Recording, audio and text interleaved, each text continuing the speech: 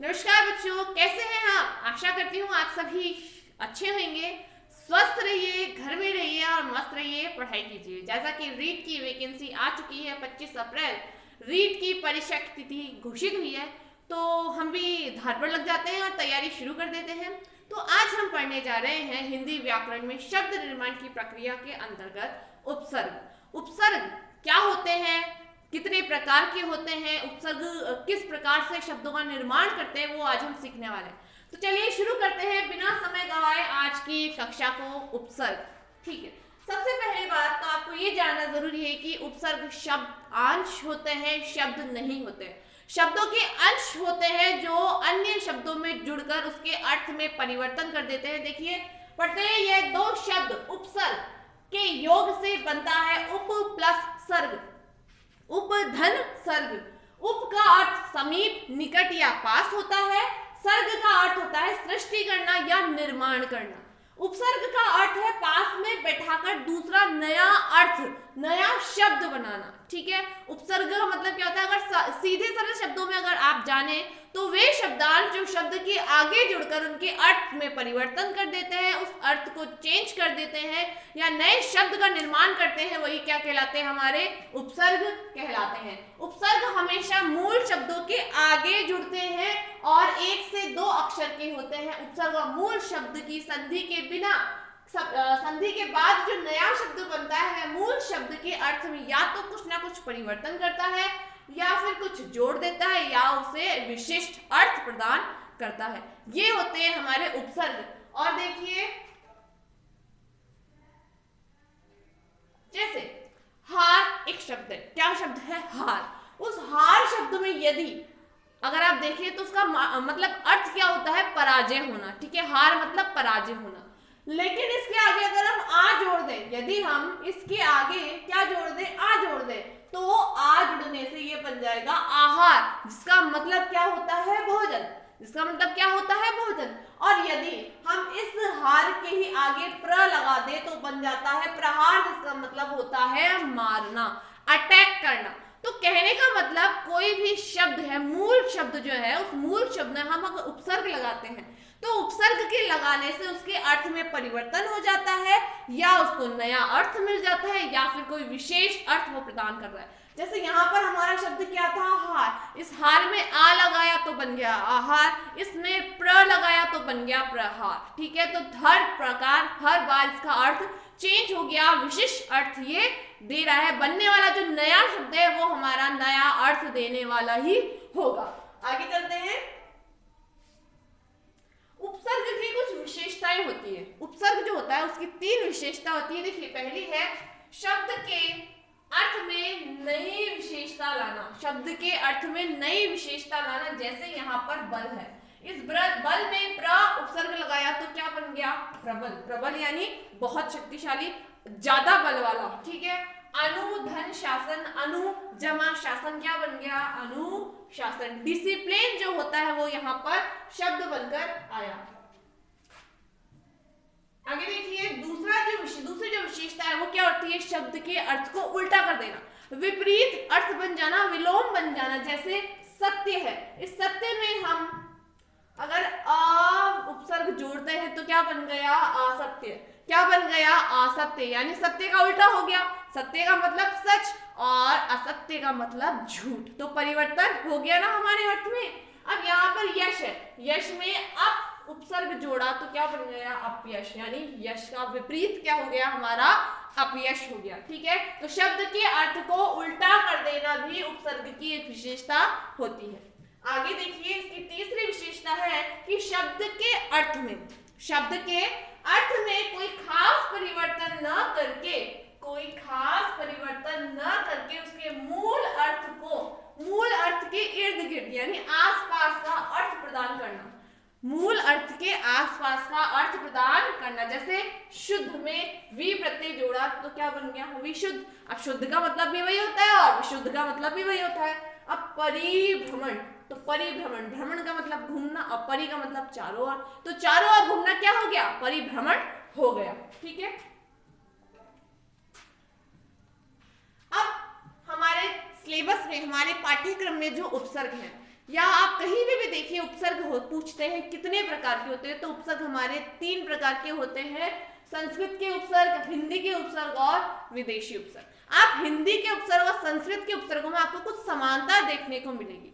वो समानता थोड़ी बहुत ऐसी होती है कि हम लोग कंफ्यूज हो जाते हैं, हम लोग इस चीज को लेकर के थोड़ी बहुत मतलब अनबैलेंस हो जाते हैं कि संस्कृत का कौन सा है, हिंदी का कौन सा है। तो इसलिए आज हम पढ़ने जा रहे हैं संस्कृत के उपसर्ग। एक एक करके हम उपसर्गों के बारे में पढ़ेंगे। सबसे पहले हम संस्कृत के उपसर्ग पढ़ेंगे, उसके बाद में हम हिंदी के उपसर्ग पढ़ेंगे और उसके बाद हम पढ़ेंगे किसके, विदेशी उपसर्ग। विदेशी उपसर्गों में हमारे अंग्रेजी के भी आ जाएंगे, उर्दू के भी आ जाएंगे, ठीक है। तो चलिए शुरू करते हैं संस्कृत के उपसर्ग। संस्कृत के उपसर्ग में सबसे पहला जो हम पढ़ रहे हैं वो है अति। क्या है, अति उपसर्ग। ये जो अति उपसर्ग है, एक सेकेंड,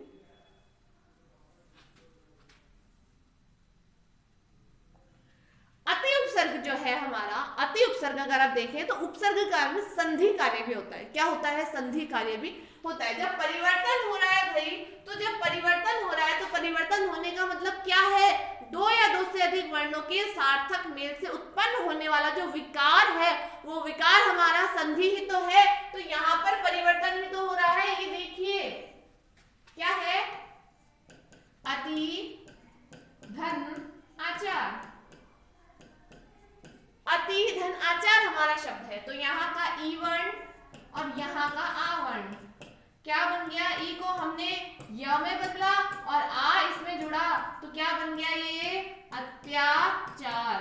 तो विकार उत्पन्न हुआ ना, परिवर्तन उत्पन्न हुआ ना हमारे पास में। इस छोटी ई की जगह क्या आ गया हमारे पास, य आ गया। तो ये विकार हमारा क्या कहलाता है, संधि कहलाता है। तो उपसर्ग की जो विशेषताएं हमने देखी थी, उपसर्ग की जो हमने विशिष्टता देखी थी, उनमें हमको ये पॉइंट, ये बिंदु मिल गया। तो यहाँ पर अति शब्द से, अति उपसर्ग से निर्मित होने वाले कुछ शब्द दिए गए हैं। जैसे पहले देखिए उपसर्ग जो हमारा है, इसका अर्थ क्या होता है। इसका अर्थ होता है अधिक, ऊपर या फिर उस पार। जैसे अतिकाल, अत्याचार, अति कर्मण, अतिरिक्त, अतिशय, अत्यंत, अत्युक्ति, अतिक्रमण। अब अत्यंत में भी और अतियुक्ति में भी यही है, अति धन अंत, अति धन अंत अत्यंत, और अति धन उक्ति क्या हो गया,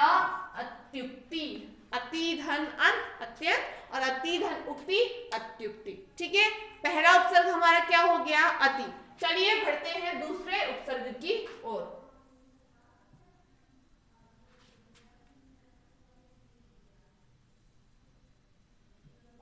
दूसरा है हमारा अधि उपसर्ग। दूसरा है हमारा अधि उपसर्ग। इसमें क्या होता है, देखिए अधि का मतलब होता है ऊपर या फिर श्रेष्ठ, ऊपर या फिर श्रेष्ठ। जैसे अधिकरण, जैसे अधिकार, जैसे अधिराज, जैसे अध्यात्म, जैसे अध्यक्ष और जैसे अधिपति। आया यहाँ पे अध्यात्म और अध्यक्ष में भी हमें क्या दिख रहा है, आधा ध दिख रहा है।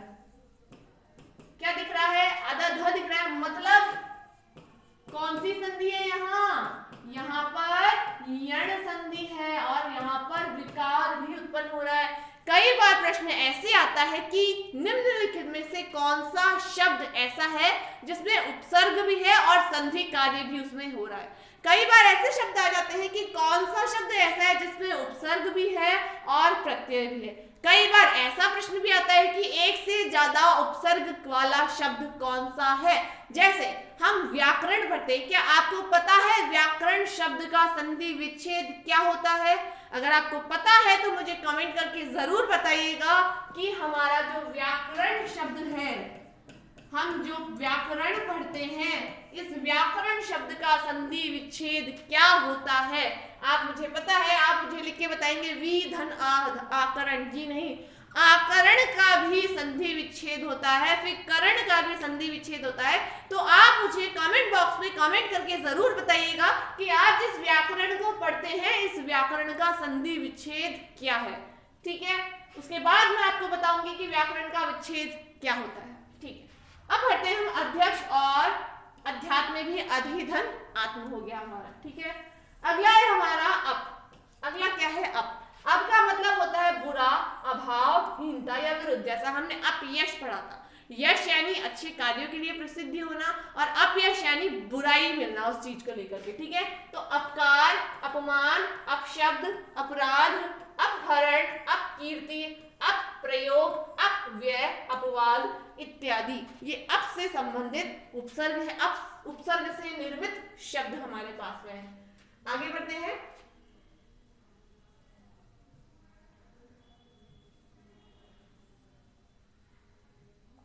आगे हमारा अ उपसर्ग।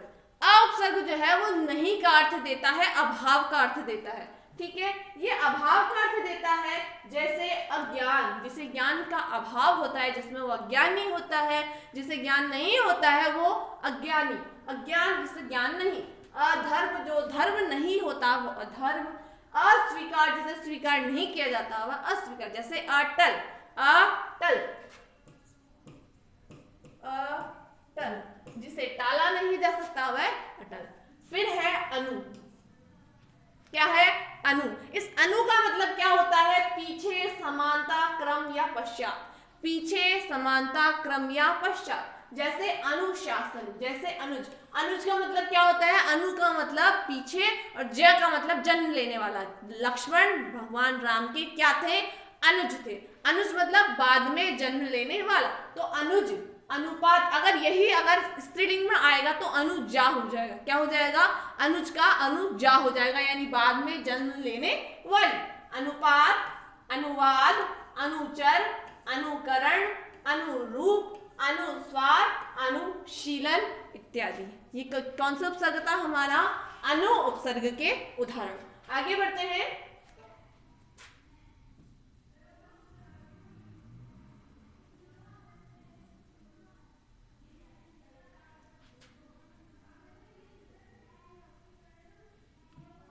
अब है हमारा आ उपसर्ग। क्या है हमारा? आ उपसर्ग, ठीक है। इस आ उपसर्ग का मतलब होता है और यानी डायरेक्शन की ओर बताता है। डायरेक्शन और मतलब तरफ, सीमा, समेत, कमी या विपरीत, ये इनके अर्थ। फिर शब्द है आकाश, आदान, आजीवन, आगमन, आरंभ, आचरण, आमुख, आकर्षण, आरोहण इत्यादि हमारे आ उपसर्ग के कुछ उदाहरण हैं। फिर आता है अब। अब का मतलब क्या होता है? हीनता, अनादर या पतन। हीनता, अनादर या पतन। जैसे अवगत, जैसे अवगत, जैसे अवलोकन, जैसे अवनत, जैसे अवस्था। अब यहाँ पर अवगत और अवनत, अवनत किसका है? देखो, अवनत का मतलब होता है नीचे की ओर, अवनत का मतलब नीचे की ओर, ये उन्नत का विलोम शब्द है। अवस्था, अवसान, अवज्ञा, अवरोहण, अवतार, अवनति और अवशेष, ये किसके उदाहरण है? हमारे अब उपसर्ग के। चलिए आगे बढ़ते हैं।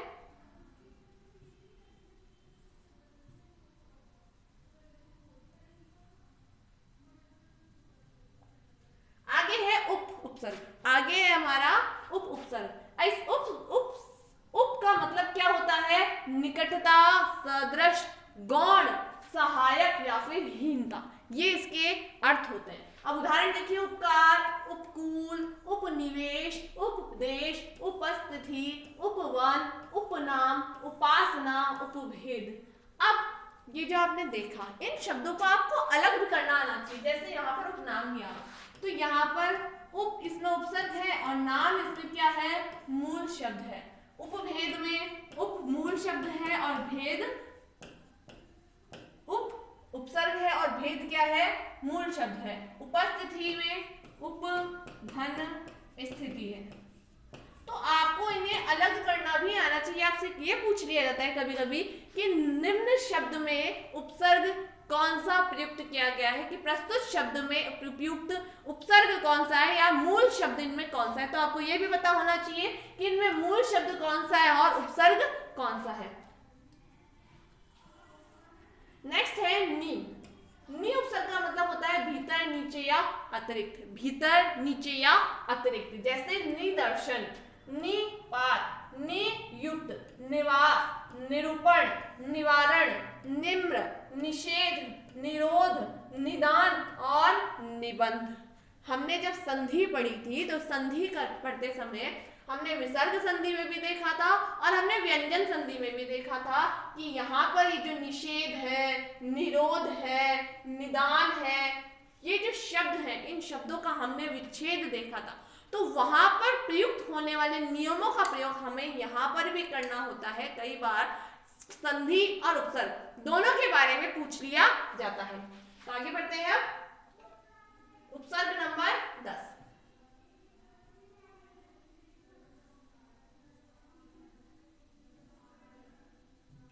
निरुपसर्ग क्या है? निरुपसर्ग। इस निरुपसर्ग में का मतलब होता है बाहर या निषेध या फिर रहित, जैसे निर्वास, निराकरण, निर्भय, निरपराध, निर्वाह, निर्दोष, निर्जीव, निरोग, निर्बल। ये क्या है? निरुपसर्ग के उदाहरण। फिर है परा। परा का मतलब होता है उल्टा, अनादर या नाश होना किसी चीज का। ठीक है, मतलब पराजय, पराक्रम, पराभव, परामर्श, पराभूत इत्यादि। फिर है परि, यानी आसपास, चारों ओर या पूर्ण। जैसा हम पर्यावरण में पढ़ते हैं, परिधन, आवरण, पर्यावरण। देखिए, परिक्रमा, परिजन, परिणाम, परिधि, परिपूर्ण। कई बार ये भी आता है परि प्लस आवरण। तो यहाँ पर संधि कार्य हो गया और ये शब्द क्या बन गया हमारा? पर्यावरण। क्या बन गया? पर्यावरण। इसके अलावा परिधन अटन, तो क्या बन गया ये? पर्यटन।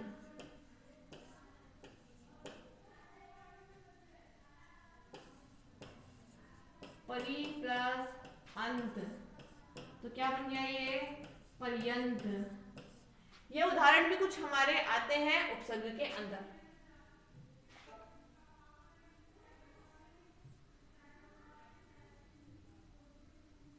आगे है प्रउपसर्ग। इस प्रउपसर्ग का मतलब क्या होता है? अधिक, आगे, ऊपर या फिर यश। ठीक है, जैसे प्रकाश, प्रख्यात। प्रख्यात यानी अच्छे काम के लिए जब हम प्रसिद्ध होते हैं वो प्रख्यात कहलाता है। देखिए, 3 शब्द होते हैं, कौन कौन से? एक तो आपके दिया है यहाँ प्रख्यात, एक होता है विख्यात,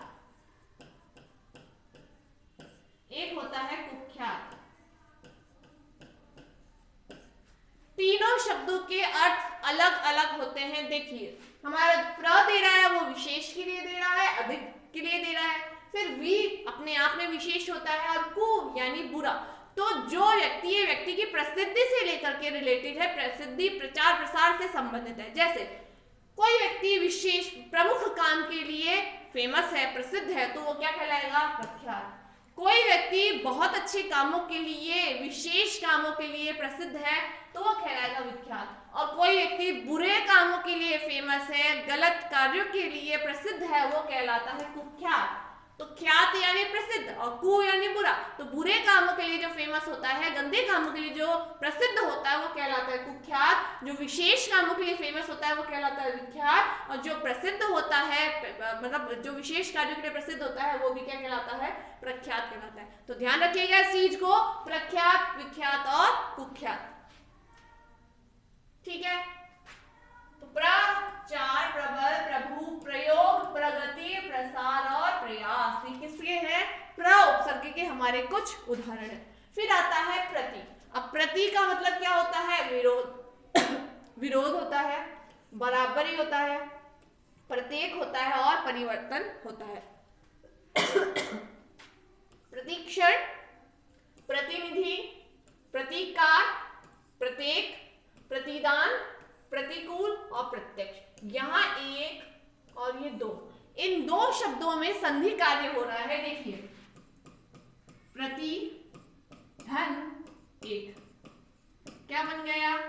प्रतीक। फिर प्रत्यक्ष, प्रति धन अक्ष, क्या बन गया? क्या बन गया? प्रत्यक्ष बन गया। तो उपसर्ग कार्यों में हमारा संधि कार्य भी होता है। आगे चलते हैं।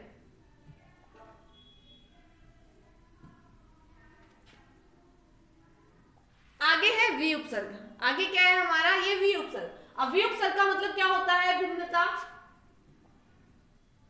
भिन्नता, हीनता, असमानता या विशेषता, जैसे विकास, विज्ञान, विदेश, विधवा, विवाद, विशेष, विस्मरण, विराम, वियोग, विभाग, विकार, विमुख, विनय, विनाश इत्यादि। क्या है हमारे वि उपसर्ग से बनने वाले शब्द। फिर है हमारा सम उपसर्ग। इस सम उपसर्ग का मतलब होता है पूर्णता। इस सम उपसर्ग का मतलब क्या होता है? पूर्णता। ठीक है, जैसे संयोग, जैसे संयोग, जैसे संकल्प, संग्रह, संतोष, संन्यास, संयोग। ये जो संन्यास शब्द है ये बहुत ज्यादा परीक्षाओं में पूछा जाता है। मोस्टली जो एग्जाम होते हैं कंपटीशन के उनमें ये बहुतायत पूछा जाता है। ये शुद्धि में आता है कि निम्नलिखित में से कौन सा शब्द शुद्ध है, या कई बार ये अशुद्ध में भी आता है कि आपको 3 ऑप्शन अशुद्ध दे दिए जाएंगे और एक शुद्ध दे दिया जाएगा। तो आपसे पूछ लिया जाएगा कि कौन सा शब्द शुद्ध है, या फिर आपको 3 शुद्ध दे देंगे, एक अशुद्ध दे देंगे, या 3 अशुद्ध दे देंगे और एक शुद्ध दे देंगे। इस प्रकार के प्रश्न होते हैं आपको कंफ्यूज करने के लिए। तो आरपीएससी में बहुत बार ये प्रश्न पूछा गया है। आप 3rd ग्रेड में ले लीजिए, आई मीन रीट में ले लीजिए, या फिर पटवार में ले लीजिए, या फिर आप 1st ग्रेड 2nd ग्रेड जो हिंदी सब्जेक्ट के पेपर होते हैं उनमें आप देख लीजिए। बहुतायत आपको ये शब्द देखने को मिलता है संन्यास। अब इस शब्द का अगर आप संधि विच्छेद करते हैं तो होता है सम धन न्यास। इसीलिए ये जो बिंदी आई है इस म, ये बिंदी में कन्वर्ट हो जाता है। ये जो म है ये बिंदी में कन्वर्ट हो जाता है। ठीक है, क्या हो जाएगा ये, या तो उसको ऐसे लिख लीजिए, ये भी इसका शुद्ध रूप है, या फिर इसका शुद्ध रूप ये होता है संन्यास। और संधि विच्छेद पूछा जाए तो सम धन न्यास इसका संधि विच्छेद होता है। ध्यान रखिएगा इस शब्द को, ये बहुत ज्यादा प्रतियोगी परीक्षाओं में पूछा जाने वाला फेवरेट शब्द आप इसको कह सकते हैं आरपीएससी का। चलिए आगे देखते हैं। संस्कार, समधनकार, संस्कार, संरक्षण, संहार, सम्मेलन, संस्कृत, सम्मुख, संग्राम इत्यादि। ये सारे हमारे मोस्टली किसके उदाहरण है? व्यंजन संधि के हमारे ये उदाहरण है। चलिए आगे बढ़ते हैं। आगे है सु उपसर्ग। सु का मतलब अच्छा, सु का मतलब सुंदर, अच्छा। ठीक है, जैसे इसका मतलब और क्या होता है देखो, सुखी, अच्छा, भाव, सहज और सुंदर। जैसे सुकृत, सुंदरकृत, सुगम जो सरल हो, सुलभ जो आसानी से उपलब्ध हो जाए, आसानी से मिल जाए, सुदूर जो दूर हो। ठीक है, स्वागत यानी सुधन आगत स्वागत, सुयश, सुभाषित, सुवास और सुजन, अच्छे जनों को सुजन या सज्जन कहा जाता है। आगे है अध यानी आधे के अर्थ में इसका प्रयोग किया जाता है। जैसे अध जला, आधा जला हुआ। जैसे अधपका, आधा पका हुआ। जैसे अध खिला, आधा खिला हुआ। जैसे अधमरा, आधा मरा हुआ। और अधसेरा यानी आधा सेर। फिर अ या अन, अ या अन। ठीक है, निषेध के अर्थ में इसका प्रयोग किया जाता है। जैसे अमोल, अनपढ़, अजान, अथा, अलग, अनमोल, अनजान इत्यादि। ठीक है, फिर आता है हमारा उन उपसर्ग। ये जो उन उपसर्ग है ये भी इंपॉर्टेंट है क्योंकि परीक्षा में बहुत बार पूछा गया है ये कि 19 क्या है, 19 यानी एक कम। हम गिनती बोलते हैं 11, 12, 13, 14, 15, 16, 17, 18, 19, 19। तो यहाँ पर क्या आया? उन का मतलब 19 यानी 20 में एक कम, क्या हुआ? 19। हम बोलते हैं 29 यानी 30 में एक कम, क्या हुआ? 29। हम बोलते हैं 39 यानी 40 में एक कम, क्या हुआ? 39। हम बोलते हैं 49 यानी 50 में एक कम, क्या हुआ? 49। हम बोलते हैं 59 यानी 60 में एक कम, 59। 69 यानी 69 यानी 70 में एक कम। ठीक है, तो इस प्रकार उनका मतलब क्या होता है? एक कम। और गिनती में जो हमारे ये जो आते हैं ना, ये क्या कहलाते हैं? ये उन्हीं उपसर्गों के, इसी उन उपसर्ग के उदाहरण हैं। 19, 29, 49, 59, 69 इत्यादि। आगे बढ़ते हैं।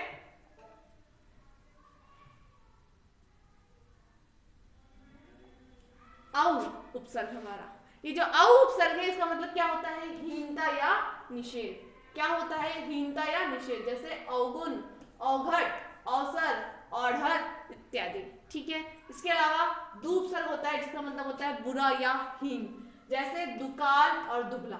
ठीक है। फिर आता है नी जो उपसर्ग होता है इसका मतलब होता है निषेध या अभाव या फिर विशेष, जैसे निकम्मा, निखरा, निडर, निहत्था, निगोड़ा इत्यादि। ठीक है। आगे बढ़ते हैं। हमने जो अभी उपसर्ग पढ़े, इसके अलावा एक और है, देखिए कु या क, इसको भी बोला जाता है, जैसे बुराई या हीनता, कुखेत, कुपात्र, कुकाट, कपूत और कुढंग। ये हमारे कु और क उपसर्ग से संबंधित। अब जो हमारे संस्कृत के 22 उपसर्ग जो मैंने आपको बताए, हम मैंने 26 बताए आपको, इनमें से देखिए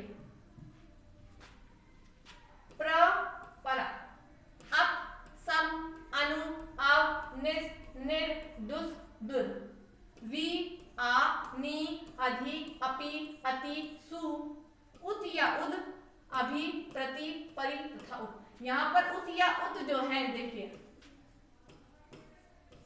उत धन भव, क्या हो गया, उद्भव।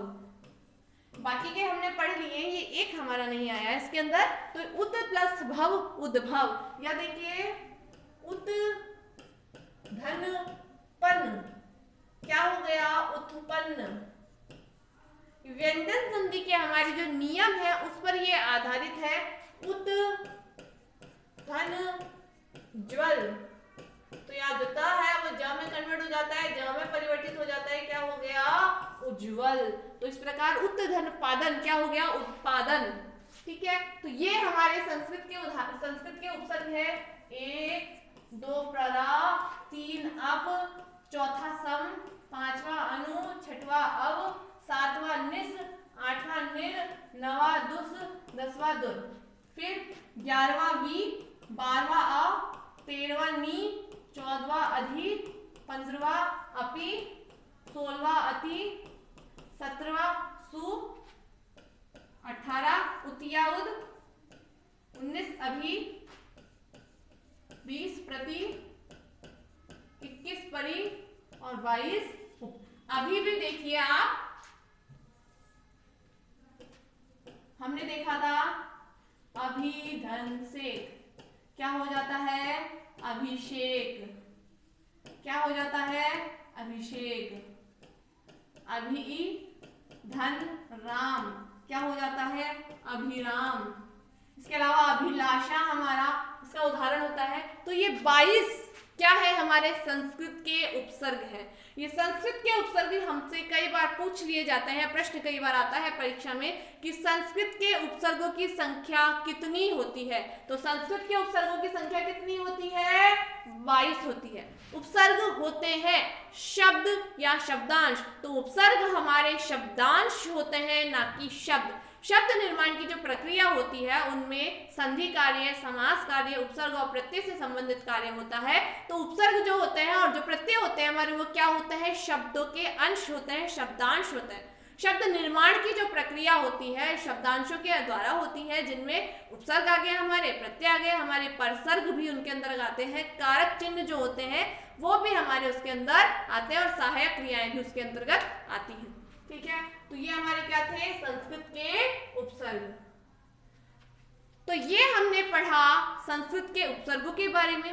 कैसा लगा आपको हमारा वीडियो, हमें कमेंट करके जरूर बताइएगा। और मेरा जो प्रश्न है कि व्याकरण शब्द का संधि विच्छेद क्या होगा, उसमें कितने उपसर्ग होते हैं या उसमें क्या प्रत्यय भी होता है कोई, तो मुझे आप कमेंट करके जरूर बताइएगा। मुझे आपके उत्तर का बेसब्री से इंतजार रहेगा। फिर मिलेंगे आपसे नेक्स्ट वीडियो में हिंदी के उपसर्गों को लेकर के। तब तक के लिए नमस्कार।